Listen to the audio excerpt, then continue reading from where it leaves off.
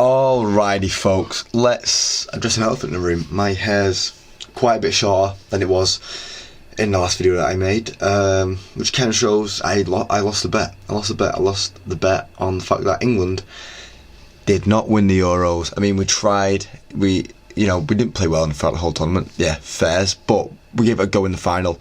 Cole Palmer scored, equalising for us after Nico Williams scored right after half-time. Roger came off and was like, you know what, get a bit of hope here, and then instead the hope was diminished straight away because Nico Williams just punched my heart. Cole Palmer managed to come on and come back for a bit, but it was ended up not being enough in the end because Oyarzabal scored right at the end of the game, and yeah, it was a painful game to watch. Really, it wasn't.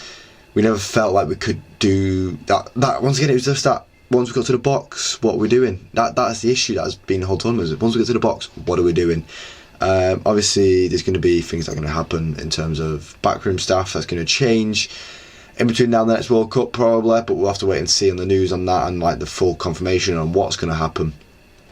But yeah, this is mainly a video, guys, to say don't make silly bets. Also, like, I kind of hate the mentality people have when England do lose. They end up being a massive fight at my work, and as you can see, I don't know if you can see there, I've got little bumps on my head now because whilst I'm holding two people in front of me, someone from behind trying to attack me, which is just mint, innit? But at the end of the day, it is what it is. England lost, and we kind of deserved to. You know, I think we played well, but I do think Spain played better. Honestly, when Roger came off, I had so much hope in him, but it just diminished. It flew away and ended up not being what we wanted it to be. I don't even know what there is to talk about on like where things came from and how things happened. I said to my mate, I said if we would have won that game, it would have been fully down to Jordan Pickford. Jordan Pickford would have saved us that game. Harry Kane once again didn't play well enough in a final.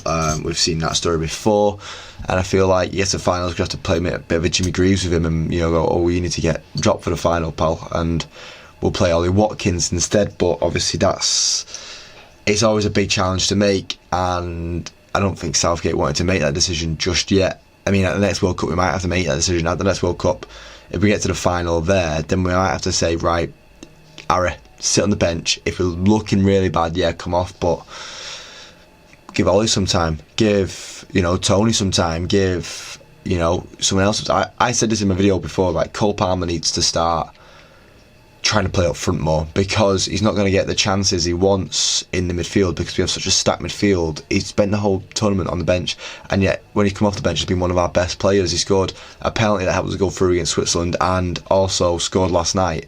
When given minutes, the guy performs, and there's people like Phil Foden who are going 007 in a tournament. That's insane. That's crazy. That shouldn't be allowed. He's John Pickford had as many goal contributions as Phil Foden.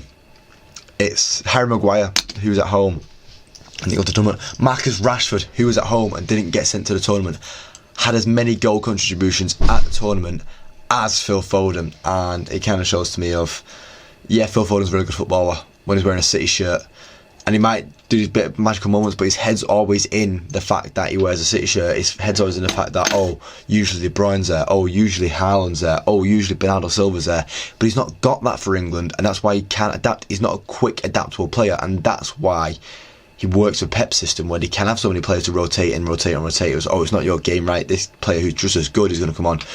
England can't do that. England can't afford that. You can't afford that mentality in tournament football, and that's where I think our biggest fallback lies, is trying to fit so many square pegs in circular holes, and it's just not going to work for us. But we lost. We're the first team to ever lose back-to-back finals in the Euros, which is just mint, guys. It's just mint. But that's where I'm going to have to end this video now, guys, because honestly, it's actually hurting a bit to talk. Hopefully the hair looks a bit better. It's looking a bit like leopard skin right now, so hopefully by the next video it looks a bit better. But thank you for watching, guys, and hopefully I do catch you next time. Cheers.